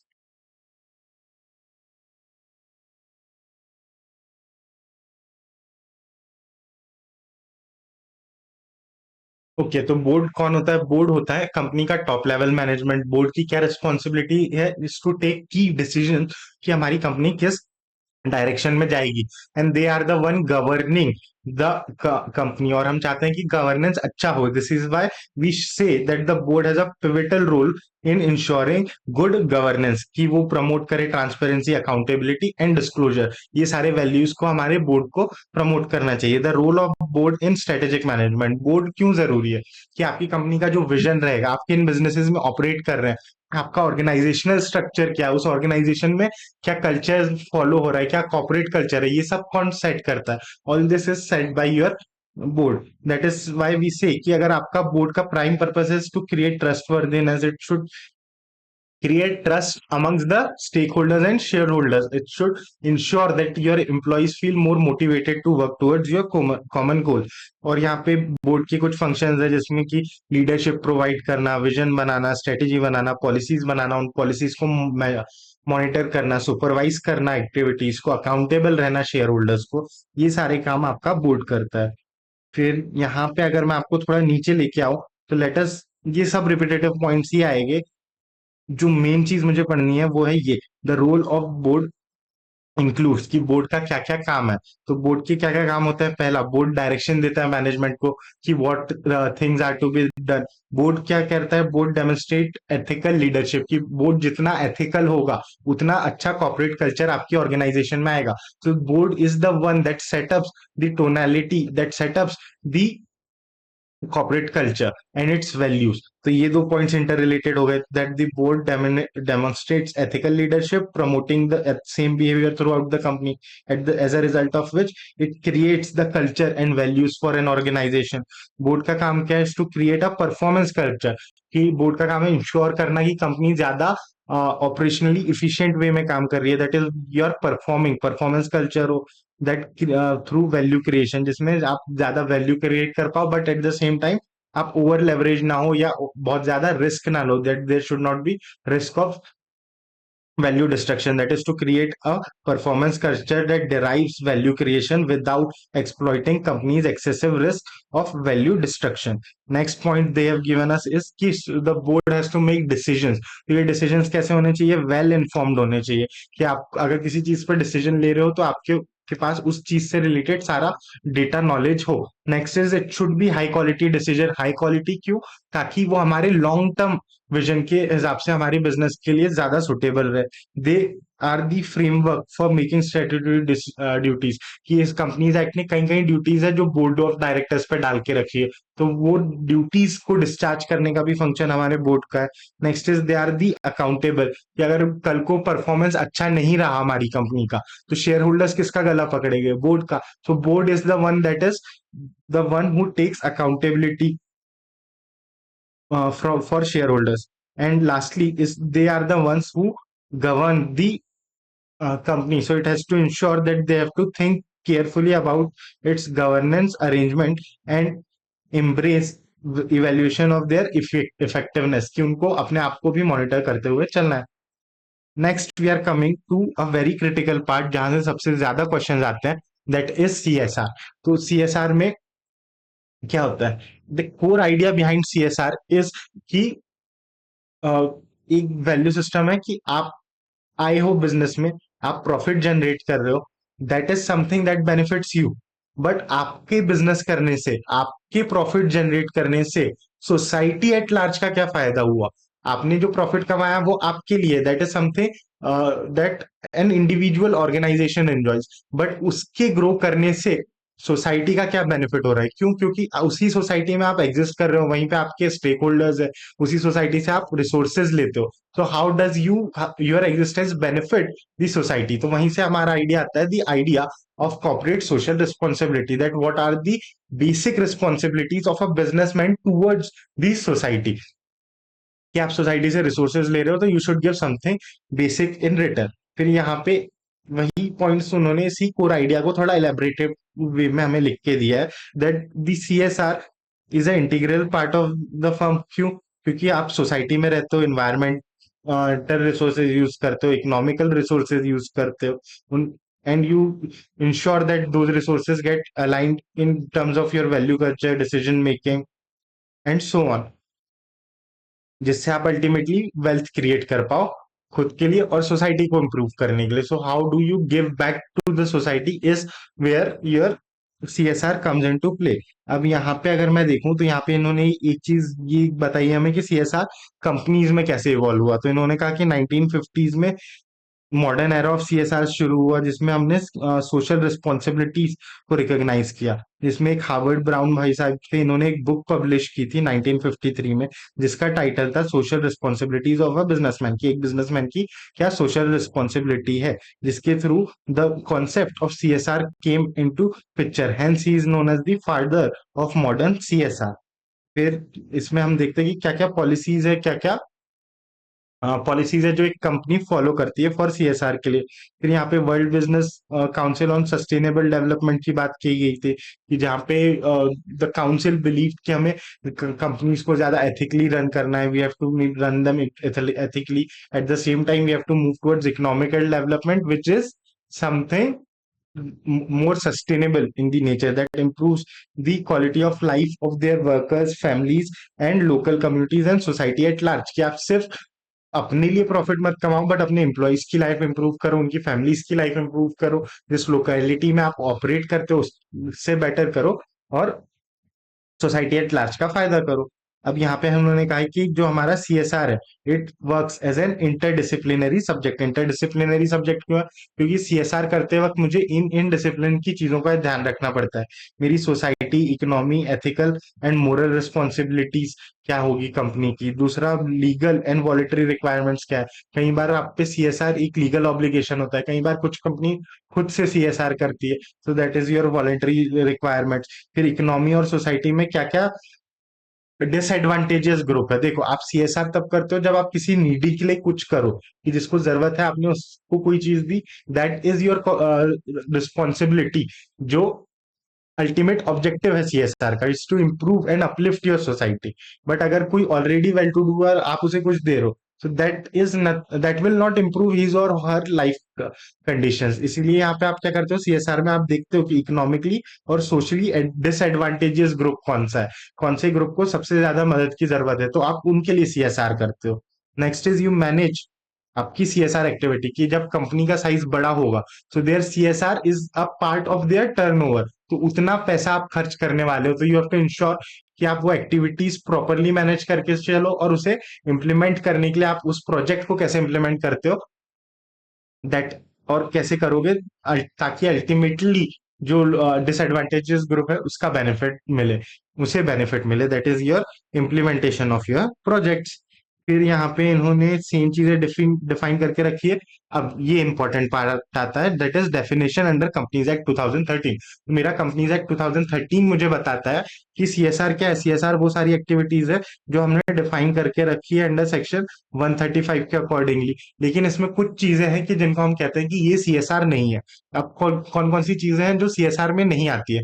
जैसे कि आपने कोई भी काम किया अपने नॉर्मल कोर्स ऑफ बिजनेस में, कि मेरा काम है गुड्स खरीदना बेचना, और उसी प्रोसेस में मैंने कुछ गुड्स फ्री डिस्ट्रीब्यूट कर दिए, तो आप फ्री सैंपल दे रहे हो आपके नॉर्मल कोर्स ऑफ बिजनेस में, so that is a free sample for promotion of your business, that does not count as a CSR activity. But एक एक्टिविटी है जिसको ये लोग सीएसआर में मानते हैं, जबकि वो आपके नॉर्मल कोर्स ऑफ बिजनेस में भी आ जाए। वो एक्टिविटी कौन सी है? जब आप भी कोई भी डेवलप कर रहे हो, कोई वैक्सीन या कुछ ट्रीटमेंट फॉर कोविड, जब भी आपने कोविड 19 के लिए कोई भी ड्रग या वैक्सीन डेवलप की, और ये डेवलपमेंट आपने किया कोविड 19 के लिए, पहली चीज। दूसरा, आपने एक्ट के प्रोविजंस के अकॉर्डिंगली किया, तीसरा एक रिकॉग्नाइज्ड इंस्टीट्यूट के साथ मिलके आपने ये सारी रिसर्च की। तो इवन दो आपका ये नॉर्मल कोर्स ऑफ बिजनेस में हो सकता था कि आप सन फार्मा हो, आपका काम ही दवाइयां मैन्युफैक्चर करना है, इसलिए आप ड्रग पे रिसर्च एंड डेवलप कर रहे हो। बट क्योंकि वो कोविड-19 से रिलेटेड था, हमारे लॉस के अकॉर्डिंगली वो रिसर्च हुई थी, और साथ ही साथ एक रिकॉग्नाइज इंस्टीट्यूट के साथ हुई थी, तो हम उसे सीएसआर का पार्ट मान लेंगे, even after it's a part of your normal course of business. दूसरा कि अगर आप कोई भी स्पॉन्सरशिप सर्विस दे रहे हो आउटसाइड इंडिया, तो वो हमारा सीएसआर नहीं होगा। अब ये देखना कि हम पढ़ क्या रहे हैं। हम पढ़ रहे हैं कि सीएसआर में सारी चीजें सेक्शन 135 के अकॉर्डिंगली है, बट कुछ चीजें हैं जो सीएसआर नहीं है। कौन कौन सी चीजें सीएसआर नहीं है? पहला, मैं कोई भी चीज ऑर्डिनरी कोर्स ऑफ बिजनेस में करूं वो सीएसआर नहीं है। इसका एक्सेप्शन कोविड-19 के ट्रीटमेंट के लिए आपने कुछ वैक्सीन डेवलप की। दूसरा, आपने कोई भी एक्टिविटी की इंडिया के बाहर, तो वो सीएसआर नहीं है। आप कह रहे हो कि मैं लंदन में जाके हेल्थ एंड सैनिटेशन प्रोग्राम्स चलाऊंगा, that is not a CSR. CSR करना है पहले इंडिया में करो। So any expenditure outside India is not a CSR. हाँ, एक एक्सेप्शन है कि अगर कोई भी स्पोर्ट्समैन है, वो इंडिया को रिप्रेजेंट कर रहा है इंटरनेशनल लेवल पे, तो आप उस स्पोर्ट्समैन की ट्रेनिंग एंड डेवलपमेंट पे जो खर्चा करते हो, उसे हम सीएसआर मान लेते हैं। फिर लास्ट में इन्होंने क्या कहा है कि आप किसी भी पॉलिटिकल पार्टी को चंदा दे रहे हो, आप चंदा दे रहे हो किसी भी पॉलिटिकल पार्टी को, तो वो सीएसआर नहीं है। So giving any donation to a political party will not count as a CSR. उसके बाद आपने कहा कि यार मुझे मैं पॉलिटिकल पार्टी को चंदा नहीं दे सकता, इंडिया के बाहर कुछ नहीं कर सकता, नॉर्मल कोर्स ऑफ बिजनेस में कुछ नहीं कर सकता, और मुझे इंडिया में ही खर्चा करना है, तो क्यों ना मैं अपने एम्प्लॉयज को कुछ बेनिफिट्स देना चालू कर दूं। तो मैंने अपने एम्प्लॉयज को भर भर के बेनिफिट्स दिया, and I show it as a CSR activity. Will that classify as your CSR? No. Why? Because those are your perquisite. Those are something that you had to give to your employees in terms of your employees benefit laws. तो आपने कोई भी चीज जो अपने employees के लिए की इन terms of your wages acts and so on, उसे हम सीएसआर का पार्ट नहीं मानते हैं। और लास्टली इन्होंने एक और पॉइंट दिया है कि एडवर्टीजमेंट बेसिस पे और स्पॉन्सरशिप, यानी कि क्या कि मैंने कहीं पे किसी हॉस्पिटल को चंदा दिया, एंड आई सेड कि आपको मैं चंदा दे रहा हूँ, इसके अगेंस्ट आप बड़े बड़े बैनर्स लगाओ मेरे बिजनेस के कि this is sponsored by this organisation, कि आपको प्रोडक्ट्स खरीदने हैं तो आप हमारी ऑर्गेनाइजेशन के प्रोडक्ट करो। तो आपने एक तरीके से डोनेशन दिया है ताकि आप एडवर्टाइज कर पाओ उस जगह पे जाके। तो this is not your CSR activity, but rather this is for sponsorship services. तो जहां पे आप स्पॉन्सरशिप सर्विसेज देते हो फॉर मेकिंग मार्केटिंग बेनिफिट्स, उस चीज को भी हम सीएसआर में डिसइंक्लूड करते हैं। तो आपने मार्केटिंग पे कोई खर्चा किया इन टर्म्स ऑफ स्पॉन्सरशिप सर्विसेज, तो उसे हम सीएसआर में नहीं लाएंगे। वहीं पे मैंने किसी हॉस्पिटल को चंदा दिया और कहा कि यू कीप दिस मनी, आप मुझे एडवर्टाइज मत करो। वो मुझे हॉस्पिटल मुझे इन रिटर्न कोई सर्विस नहीं दे रहा है, बट मैं उसे फिर भी चंदा दे रहा हूँ, तो that may qualify as your CSR. But मैं उसी हॉस्पिटल को कहूँ कि मेरे एड्स लगाओ, बिलबोर्ड्स पे मेरा प्रोडक्ट डिस्प्ले करो, that is becomes a sponsorship service. और लास्टली हमारी स्टैट्यूटरी ऑर्गेनाइज ऑब्लिगेशन, कि किसी भी लॉ में आपको कोई फाइन भरना था, कोई टैक्सेस भरने थे, कोई लाइसेंस फी भरनी थी, तो वो आपकी स्टैट्यूटरी ऑब्लिगेशन थी। आप ये नहीं बोल सकते कि मैंने लॉ फॉलो करके बहुत बड़ा काम कर दिया, so that is my CSR. तो अब फटाफट रिवाइज करते हैं कि there are 6 things that do not come under my CSR. पहला, कोई भी एक्टिविटी जो मेरे रेगुलर कोर्स ऑफ बिजनेस में की गई हो except development of a COVID vaccine या ट्रीटमेंट, जो लॉ के अकॉर्डिंगली हो, रिकॉग्नाइज इंस्टीट्यूट के साथ मिलकर हुआ। कोई भी ऐसा खर्चा जो मैंने इंडिया के बाहर किया outside India, except for training of sports personal representing India. उसके बाद अगले दो पॉइंट्स की, मैंने चंदा दिया पॉलिटिकल पार्टी को, that is donation to political party. मैंने स्पॉन्सरशिप के नाम पे चंदा दे दिया, that is giving sponsorship for marketing purposes. फिर मैंने एम्प्लॉयज को कुछ दिया, that is anything that you give a benefit to your employee under various acts. और लास्टली मैंने कोई स्टैट्यूटरी ऑब्लिगेशन फॉलो की। सो दोस आर योर पॉइंट्स। उसके बाद हम बात कर रहे हैं बेनिफिट्स ऑफ सीएसआर की। तो बेनिफिट्स ऑफ सीएसआर में एक बहुत ही सिंपल सी चीज ये कह रहे हैं कि देखो, आप आज इंडिया में बात करो टाटा की, कि Tata is as a company India में है, बट टाटा पे लोग ट्रस्ट करते हैं, they trust this company that they are more ethical, उनका कोई नया प्रोडक्ट आता है तो आप देखोगे कि आपके सामने चार प्रोडक्ट्स है। One says from company A, second says for company B, third says from a product of Tata. So you are more likely to choose the third product, which is has a branding that is it's a part of a Tata Group company. Why? क्योंकि ये company constantly CSR में invest कर रही है। Tata has multi specialty hospital जहां वो cancer का treatment देते हैं। टाटा सोसाइटी के लिए अपने एनवायरनमेंट के लिए ड्राइव्स रन करता है, वेलफेयर प्रोग्राम्स रन करता है। तो इससे जो कंज्यूमर है उसके माइंड में एक पॉजिटिव इमेज है towards this particular company that functions and performs the functions of CSR activity. की जब आप सीएसआर करते हो तो लोगों के मन में आपके प्रति एक अच्छा इंप्रेशन क्रिएट होता है, जिसके कारण क्या होता है, जो कंज्यूमर्स है they are more likely to buy your product, जिसके कारण आपकी प्रॉफिटेबिलिटी बढ़ेगी। जो सरकार है दे थिंक कि अगर आप सीएसआर एक्टिविटी कर रहे हो, सो द गवर्नमेंट का एक थोड़ा लीनियंट अप्रोच होता है आपके प्रति। कैसे कि अगर आप कोई एप्लीकेशन करते हैं किसी चीज के लिए, वो एप्लीकेशन फास्ट ट्रैक हो जाती है, आपको इजीली रिलैक्सेशन मिलते हैं इन द सेंस कि आपके ऊपर इतनी ज्यादा स्क्रूटनी नहीं होती है। तो वही चीजें हमारी बनती है benefits of CSR. Benefit of CSR क्या है? देखो, सबसे पहले ये आपका एक पॉजिटिव पब्लिक इमेज बनाता है कि आपने कुछ खर्चा किया जिसके कारण लोग सोचेंगे कि कंपनी अच्छी है, that is it builds your public reputation. It allows the customers to trust more on your product, that is your first benefit. The second benefit is कि ऐसी कंपनी जो सीएसआर कर रही है जिसकी पॉजिटिव इमेज है, तो मैं भी उस कंपनी में काम करना चाहूंगा। It will attract more of employees, ज्यादा बेटर टैलेंट आपके पास आएगा। That is a positive image encourages social involvement of employees. कि एक तरफ आपके पास ज्यादा बेटर टैलेंट आ रहा है कि आपके एम्प्लॉइज आपसे इंस्पायर हो रहे हैं, at the same time it creates a sense of loyalty towards organisation. कि जब मुझे किसी ऑर्गेनाइजेशन की इमेज पसंद है तो मैं उसके साथ लॉन्ग टर्म में एसोसिएट रहूंगा, तो एम्प्लॉय रिटेंशन में मुझे हेल्प करेगा।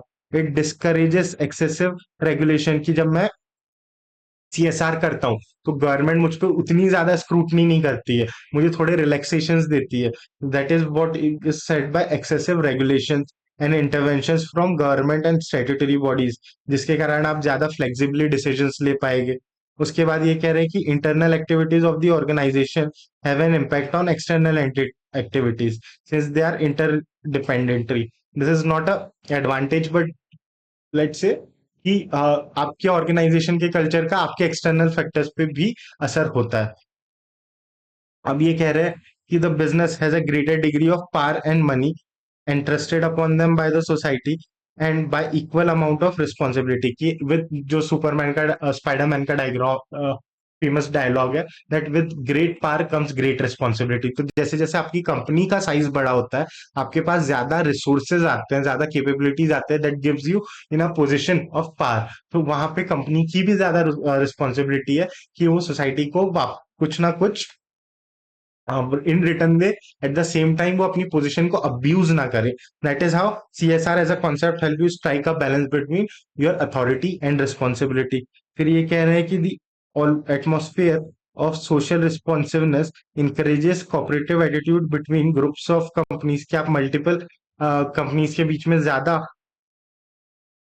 कॉपरेशन ला सकते हैं ताकि आप एक सोसाइटल प्रॉब्लम को सॉल्व कर सके। हो सकता है कि किसी एक एरिया में कोई प्रॉब्लम हो, let's say related problem related to availability of clean and drinkable water.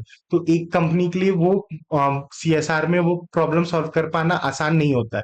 But अगर मल्टीपल एंटिटीज, मल्टीपल ग्रुप्स साथ में आ जाए तो उस प्रॉब्लम को सॉल्व कर पाना ज्यादा आसान होगा। That is what we mean by the coordination of coordinating attitude.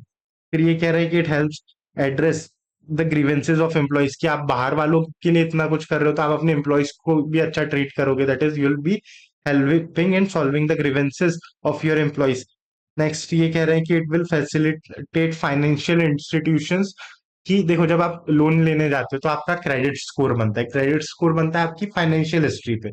और आजकल बैंक क्या कर रहे हैं, वो फाइनेंशियल हिस्ट्री भी देखते हैं, साथ ही साथ वो एक फैक्टर और चेक कर रहे हैं, that is your public image, your reputation. तो सीएसआर जो होता है वो एक पॉजिटिव इमेज क्रिएट करने में हेल्प करता है। तो सीएसआर अगर आप कर रहे हो तो फाइनेंशियल इंस्टीट्यूशंस आपको ज्यादा आसानी से लोन दे सकते हैं, कैपिटल रिक्वायरमेंट्स आपकी फुलफिल हो सकती है। और लास्टली कि judicial governments have expedite approval processes, कि अगर आपकी कंपनी का सीएसआर का अच्छा क्या कहते हैं बैकग्राउंड है, कि आप सोसाइटी के लिए बहुत कुछ कर रहे हो, तो जो कंपनीज है, जब भी आप कोई लाइसेंस के लिए जाओगे या आप कोई भी अप्रूवल के लिए जाओगे गवर्नमेंट के पास, तो हो सकता है कि वो आपको जल्दी अप्रूवल दे दे, उस प्रोसेस को आपके लिए थोड़ा एक्सपर्टाइज कर दे। एक्सपर्टाइज करने का मतलब है कि कम समय में कर देना। उसके बाद इन्होंने कहा है कि कुछ फैक्टर्स होते हैं, ये कुछ फैक्टर्स है जिनके कारण हमारा सीएसआर इफेक्ट होता है। This are the factors that affect our CSR. ये फैक्टर्स कौन कौन से? ग्लोबलाइजेशन, की ग्लोबली अलग अलग एटीट्यूड्स फॉर्म हो रहे हैं, कि आप आज एक आप बिजनेस करने जाओ तो आप आइसोलेटेड इकोनॉमी में बिजनेस नहीं करते हो, आप ग्लोबली बिजनेस करते हो, आप एक्सपोर्ट करते हो, इंपोर्ट करते हो, आप अलग अलग इकोनॉमी से कुछ ना कुछ चीजें सीखते हो। तो ग्लोबलाइजेशन का एक मेजर इफेक्ट हुआ है सीएसआर पे, कि ग्लोबलाइजेशन की वजह से आपको पता चला है कि what are the best industrial practices, तो आप सीएसआर में वो सारी चीजें इनकॉर्पोरेट करना चाहोगे। That is it has a cross border trade पे असर डालता है। Next is government and inter government bodies की, जब आप सीएसआर करते हो या सीएसआर नहीं भी कर रहे हो, तो आपके बिजनेस पे हमेशा मॉनिटर करता है government. Government inter government bodies होती है जो आपको गाइड करती है, जो आपको डायरेक्शंस देती है that how you are to operate in an economy. तो जैसे United Nations organisation for economic and cooperation and development है, इंटरनेशनल लेबर यूनियंस है, ये सब आपको क्या करते हैं? They give you guidelines, they give you principles on the basis of which you can develop your CSR policy. So that is how your government and other bodies affect you. Next is the advancement of communication technology. Communication technology की वजह से चीजें ज्यादा efficient हुई है। तो आप CSR को अपना एडवर्टाइज करना चाहते हो, तो अगर आपने कोई चीज अच्छी की है, तो थ्रू आईटी एंड कम्युनिकेशन ये ग्लोबली लोगों को पता चलता है। वहीं पे अगर आपका कोई सीएसआर का प्रोजेक्ट अच्छा नहीं चल रहा है या उसमें कुछ गड़बड़ है, तो आईटी के थ्रू उसके चैलेंजेस आपके जो बॉटम वर्कर ग्राउंड वर्कर्स है उनके चैलेंजेस, उनके कंसर्न्स टॉप लेवल मैनेजमेंट तक के पहुंचते हैं, सोसाइटी के कंसर्न्स टॉप लेवल मैनेजमेंट तक के कम्युनिकेट होते हैं। That is how your IT comes into picture. Next is consumer and investors. क्या अगर कंज्यूमर्स एंड इन्वेस्टर्स ज्यादा इन्वायरमेंट के बारे में सोचेंगे, तो companies are also more likely to think more about the environment, कि अगर मेरा इन्वेस्टर चाहता है कि मुझे रिटर्न कम मिले बट इन्वायरमेंट के लिए अच्छी चीजें करके रिटर्न आए, तो मेरे प्रोडक्ट्स भी ऑटोमेटिकली ज्यादा इको फ्रेंडली होते जाते हैं। सो that is how your attitude of your consumer and investor comes into play. Next is high profit breach of corporate ethics, कि कई बार हमने देखा है कि कई कंपनीज अपने प्रॉफिट को प्रायोरिटाइज करती है over people, over ethics, over society, जिसके कारण एक नेगेटिव इमेज बनी हुई है टुवर्ड्स कॉर्पोरेट, की कॉर्पोरेट सिर्फ प्रॉफिट्स के लिए ऑपरेट कर रही है। तो यही पॉइंट उन्होंने एक नेगेटिव पीओवी से लिखा है, कि इसलिए और ज्यादा इंपॉर्टेंस बढ़ी है कि सीएसआर का एज अ कॉन्सेप्ट, ताकि आप ज्यादा अकाउंटेबिलिटी, ज्यादा ट्रांसपेरेंसी लेके आए अपनी एक्टिविटीज में। उसके बाद है सिटीजन्स है। Citizens and corporate should meet the standard of social environmental care, no matter where they are, कि आपको मिलके काम करना है। You should increase awareness. अब यहाँ पे कुछ जनरल पॉइंट स्टार्ट हो गए, दैट एथिकल पर्संस, ज्यादा एथिकल टैलेंट, अगर आप सीएसआर कर रहे हैं तो ज्यादा एथिकल टैलेंट आपकी कंपनी में आएगा। माइंड सेट शिफ्ट क्या है एग्जीक्यूटिव्स का toward CSR initiatives. Adapting effective approach to CSR can reduce the risk of disruption, open new opportunities and enhance brand and company reputation, कि अगर आपने सीएसआर किया तो उसके कारण मार्केट में आने वाले डिसरप्शन से आप बच सकते हो, क्योंकि कस्टमर आपके प्रति ज्यादा लॉयल रहेगा, आपके नए प्रोडक्ट्स में एंटर करने के लिए आपके पास नई अपॉर्चुनिटीज रहेगी। एट द सेम टाइम ये आपकी ब्रांड रेपुटेशन बनाता है। और लास्टली इन्होंने कहा है कि इससे ऑर्गेनाइजेशन में ज्यादा इंटीग्रिटी, ऑनेस्टी और बेटर एटीट्यूड आता है। तो this are nothing but your factors influencing your CSR. कौन कौन से? Globalisation, government, inter governmental body, communication technology, customers and investors mindset, history of breach of corporate ethics, standards of social and environmental care and reduction in risk of business disruptions. फिर यहाँ पे इन्होंने एक case study दी थी कि रिलायंस कैसे CSR करता है। तो ये हम इन डेप्थ ऑलरेडी पढ़ चुके हैं, बट इसमें इन्होंने वही बताया कि सीएसआर की इनकी की फिलोसफी है is to scale, create an impact, sustainable impact. इन्होंने सीएसआर अलग अलग रूरल एरियाज में, हेल्थ केयर में किया है, स्किल सेट एजुकेशन में किया है, स्किल सेट एनहांस करने के लिए किया है, कम्युनिटी इंफ्रास्ट्रक्चर बढ़ाने के लिए किया है। Same idea that how Tata was the first amongst the pioneer companies जिसने आइडिया ऑफ सीएसआर को प्रमोट किया। जेआईडी टाटा का क्या सोचना था, how he created better working conditions for employees, fixed work hours, better standards और for them and their family, और उसका क्या इम्पैक्ट रहा है 800 विलेजेस पे। So let's skip this one. उसके बाद हम आ रहे हैं role of CSR policy of a company. Role of CSR policy, role of board of director in relation to CSR policy. कि बोर्ड ऑफ डायरेक्टर्स क्या करते हैं? Board of directors are the one who approves the CSR policy. Board of directors are the one who gives disclosure in your reports. Board of directors are the one who determines कि आपकी CSR policy को ये approve करते हैं, उसे disclose करते हैं board report में, ये बताते हैं कि आपकी सीएसआर पॉलिसी में आप क्या करने वाले हो, what activities will the company undertake. ये वो लोग होते हैं जो फिर इन्होंने बताया कि सीएसआर कितना करना है। तो the CSR should be 2% of your average net profits of past 3 preceding year. कि मेरे पास्ट 3 प्रीसीडिंग ईयर के प्रॉफिट्स को मैं ऐड करता हूँ, डिवाइड करता हूँ, एवरेज करता हूँ, और उसका 2% में as a CSR bare minimum तो खर्च करता हूँ। तो दैट इज द अमाउंट का कैलकुलेशन जो है वो बोर्ड अप्रूव करता है। बोर्ड देखता है कि कौन से प्रोजेक्ट में पैसा खर्च करना है। बोर्ड देखता है कि जिस प्रोजेक्ट में आपने पैसा डाला है उसके लिए इम्प्लीमेंटिंग एजेंसी कौन सी है, मॉनिटरिंग एजेंसी कौन सी है, और उनका क्या रिव्यू है। बोर्ड देखता है कि कोई ऑनगोइंग प्रोजेक्ट में कुछ पैसा एक्स्ट्रा बचा हुआ है तो वो एक सेपरेट अकाउंट में रखा जाए। तो यहाँ पे वही सारे जेनरिक पॉइंट्स दिए हैं कि ये पॉलिसी डिटरमाइन करते हैं।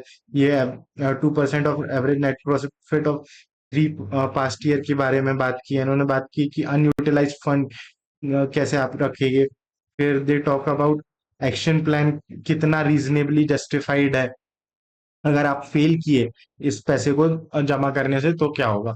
अब यहाँ पे इन्होंने एक छोटी सी केस स्टडी में हमें ये बता दिया था कि क्या सीएसआर मैंडेटरी है। जहाँ पे इन्होंने कहा था कि पहले क्या होता था कि आपको सीएसआर करना है, आपने सीएसआर नहीं किया तो आपको बोर्ड रिपोर्ट में एक जस्टिफिकेशन देना है कि आपने ऐसा क्यों नहीं किया। तो यहाँ पे एक कंपनी है, कंपनी के डायरेक्टर्स का एटीट्यूड क्या है कि सीएसआर करना मैंडेटरी नहीं है, और साथ ही साथ सीएसआर नहीं किया तो उसका डिस्क्लोजर देना भी मैंडेटरी नहीं है। तो एट द एंड इस केस में ये डिराइव हुआ कि where the court sealed that कि सीएसआर करना चाहिए आपको अगर आपके ऊपर वो स्टैट्यूटरी लाइबिलिटी है। साथ ही साथ disclosure is a very important part. तो सीएसआर भी करो और डिस्क्लोजर भी दो कि कहाँ सीएसआर किया है, और अगर कोई अनस्पेंड अमाउंट है तो उसके बारे में डिस्क्लोजर दो। नेक्स्ट इज कि apart from this the following are important matters related to CSR. कि जब आप सीएसआर करोगे, ये क्या थी, ये सब हमने बोर्ड रिस्पॉन्सिबिलिटीज पढ़ी थी। अब हम पढ़ रहे हैं कि सीएसआर जब मैं करूंगा तो उस वक्त मैं क्या क्या चीजें देखूंगा।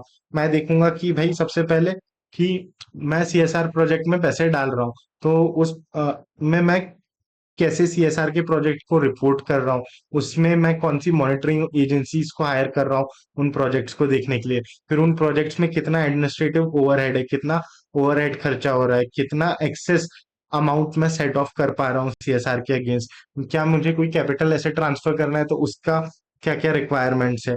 इम्पैक्ट असेसमेंट, की मैंने सीएसआर में खर्चा तो कर दिया बट उसका रिजल्ट क्या है, that is your impact assessment and disclosures on website, कि आप वेबसाइट पे सारी डिटेल्स दे देते हैं।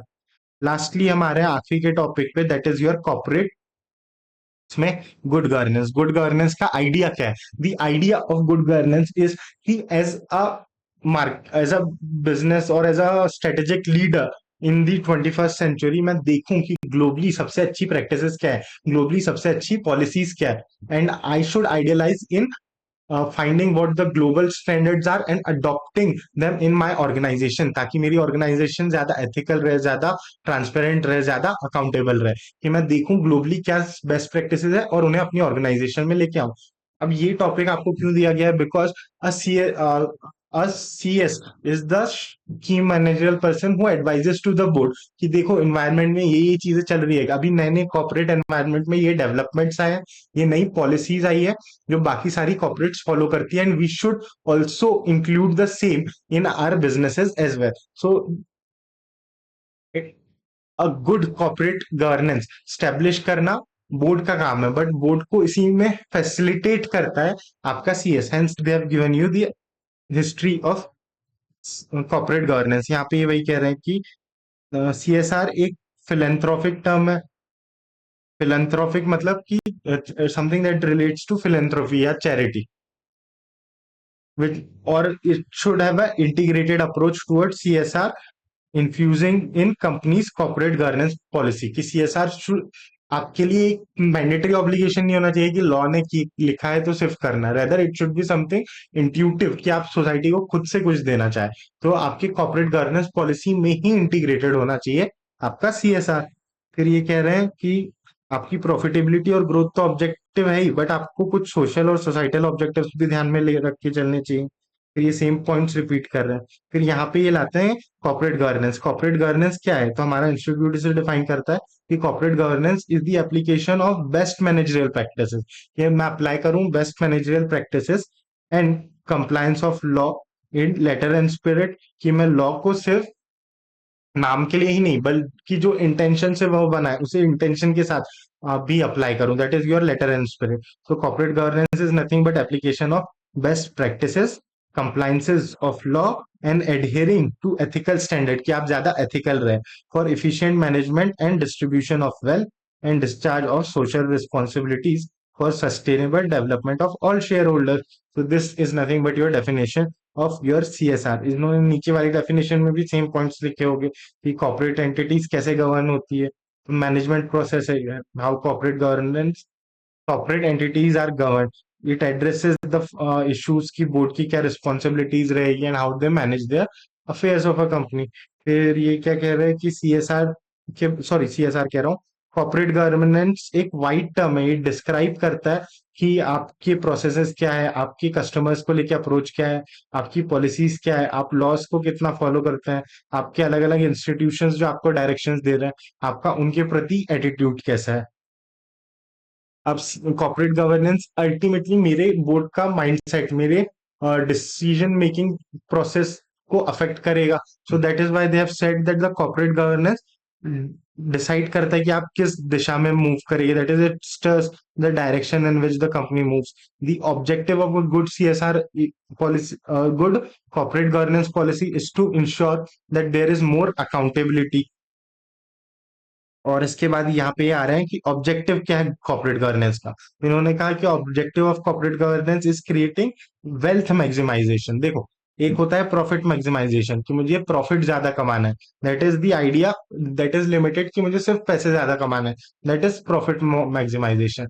Wealth maximisation is something that has to do with your long term goals and achievement, कि मुझे लॉन्ग टर्म में ज्यादा ग्रो करना है, मुझे लॉन्ग आज भले ही कम प्रॉफिट कमाऊं बट मुझे लॉन्ग टर्म में ज्यादा सस्टेनेबल रहना है। So that becomes your wealth maximisation. कि कॉर्पोरेट गवर्नेंस का ऑब्जेक्टिव यह है कि वो अपने शेयर होल्डर्स के लिए वेल्थ मैक्सिमाइज करे। CSR एक इंटीग्रल पार्ट रहे हमारी कॉर्पोरेट गवर्नेंस का। अब इसमें क्या क्या चीजें आ जाती है, पहला प्रॉपर कॉन्स्टिट्यूशन ऑफ बोर्ड की, मुझे कॉर्पोरेट गवर्नेंस अच्छे से कब परफॉर्म कर रहा है, तो उसके लिए मुझे सबसे पहले देखना पड़ेगा जो लोग डिसीजंस ले रहे हैं अल्टीमेटली मेरी ऑर्गेनाइजेशन में, दैट इज माय बोर्ड। तो मेरे बोर्ड का कंपोजिशन कैसा है, कितने इंडिपेंडेंट डायरेक्टर्स है, कितने एग्जीक्यूटिव डायरेक्टर्स है, विमेन डायरेक्टर्स कितनी है। So I have to take in account the composition of my board of director. फिर मुझे देखना है कि कितने इंडिपेंडेंट डायरेक्टर्स है, कितने नॉन इंडिपेंडेंट डायरेक्टर्स है, कितने नॉन एग्जीक्यूटिव डायरेक्टर्स है। फिर ट्रांसपेरेंसी कितनी है हमारी पॉलिसीज एंड प्रोसीजर्स में, कि हम कितना ट्रांसपेरेंटली काम करते हैं, हम क्या अपना रैशनल बता पाते हैं लोगों को कि हम ये डिसीजन ले रहे हैं तो उसके पीछे का रैशनल क्या, what is the idea behind it. Then board has an effective machinery to serve the concerns of shareholder, कि अगर किसी को शेयर होल्डर को कोई डाउट है तो हम उसे कितनी इजीली रिजॉल्व कर पा रहे हैं। जैसे कि आप स्कोर्स प्लेटफॉर्म के बारे में पढ़ते हैं कि हम शेयर होल्डर को अगर कोई क्वेरी आती है तो उसे क्या हम सही समय पे इंफॉर्मेशन दे पा रहे हैं, सही इंफॉर्मेशन दे पा रहे हैं, और उसी क्वेरी को कैसे रिजॉल्व कर पाते हैं। Next is monitoring of functions of the management team, की मैनेजमेंट टीम कॉर्पोरेट लेवल के नीचे भी अलग अलग मैनेजमेंट टीम्स होती है, मिडिल मैनेजमेंट, लोअर मैनेजमेंट, तो हम उन इतने मॉनिटर कैसे कर पा रहे हैं कि क्या वो हमारे बिलीव्स, हमारे विजन के अलाइनमेंट में फंक्शन कर रहे हैं या नहीं। properly constituting the board capable of thinking independent and objective decisions। ये हमारा बोर्ड ऐसा होना चाहिए जो सिर्फ रिक्वायरमेंट्स ना फुलफिल करे कि इतने एग्जीक्यूटिव, इतने नॉन एग्जीक्यूटिव, इतने इंडिपेंडेंट डायरेक्टर, बट रेदर वो जो पर्सन है वो अपने माइंड से इंडिपेंडेंट डिसीजन लेने में केपेबल हो, वो ऑब्जेक्टिवली डिसाइड कर पाए कि कंपनी के लिए क्या चीज बेटर है। फिर ये बता रहे हैं कि बोर्ड ऑफ डायरेक्टर्स कि ये जो पॉइंट्स हमने ऊपर पढ़े, यही पॉइंट्स ये नीचे रिपीट कर रहे हैं कि the board is independent in terms of non executive independent director, there should be transparency, there should be a mechanism for solving concerns of your stakeholders, functions of management team को आप monitor करते हुए चले और effective control रखें।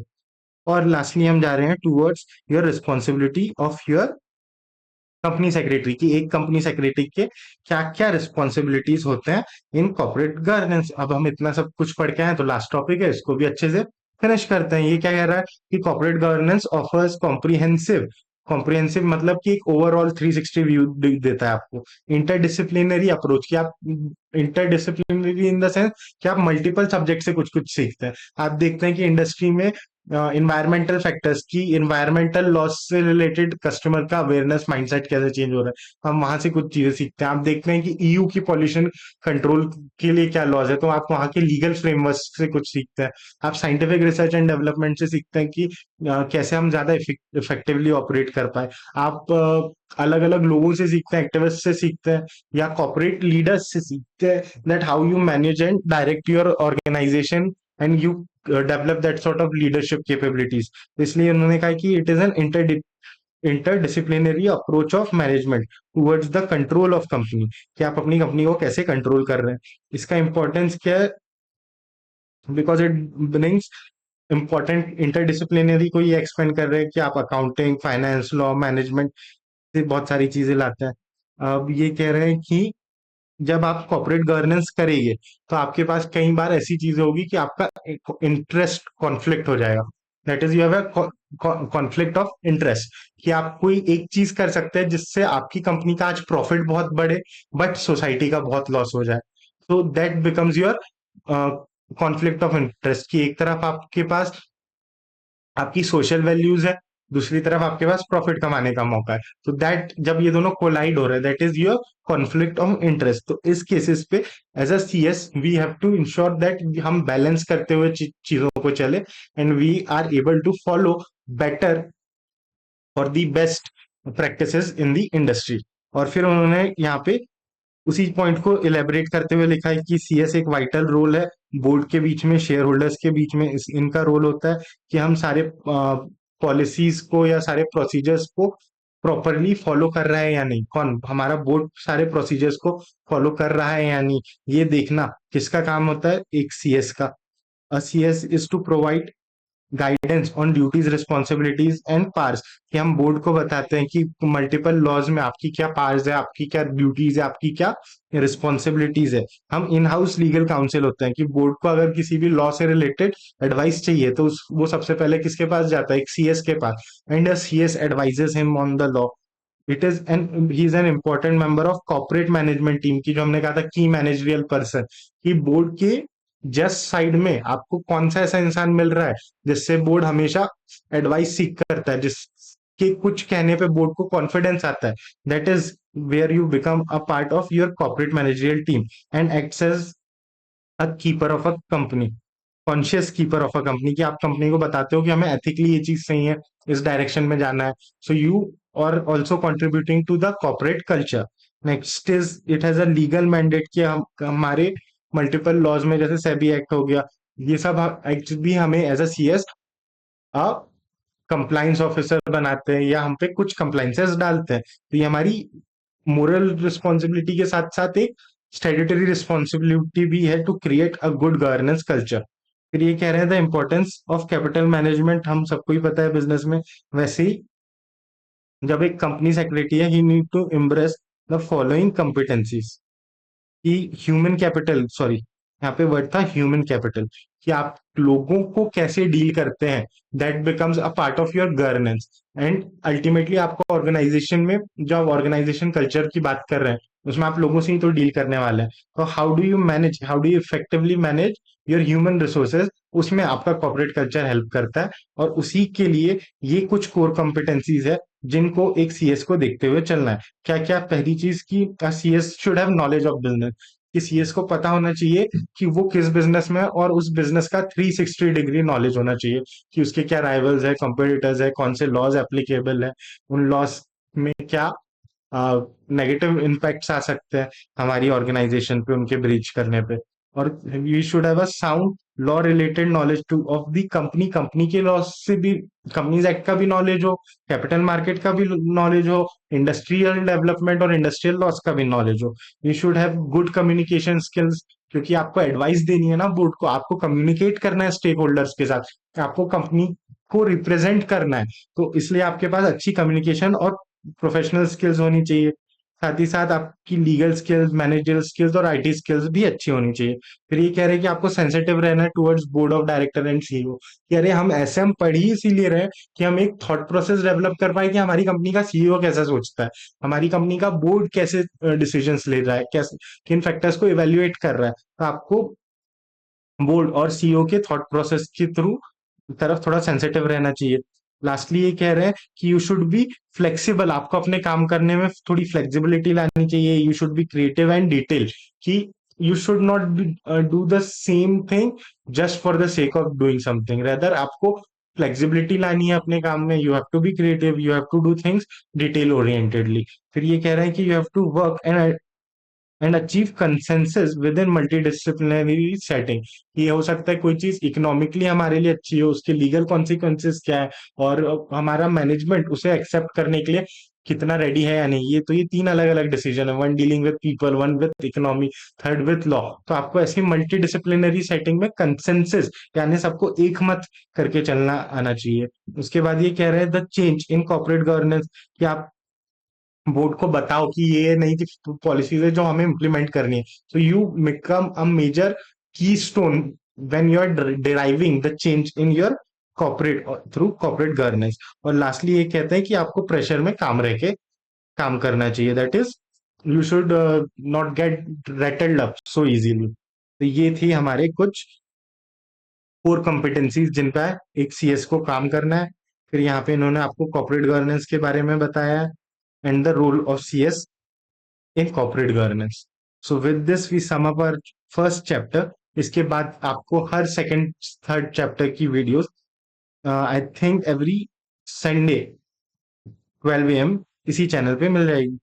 तो I meet you up in the next chapter, that is your environmental analysis, जहाँ पे हम इंटरनल एनवायरनमेंट, एक्सटर्नल एनवायरनमेंट पे बात करेंगे, and will be talking about porters 5 forces model, और ये जो पेसल फ्रेमवर्क है, माइक कॉस्मिक फ्रेमवर्क है, और इंटरनल इन्वायरमेंट के लिए हमने मल्टीपल फ्रेमवर्क्स याद किए थे। तो हम इन चीजों पर डिस्कस करेंगे इन यार second revision. So till then, bye bye.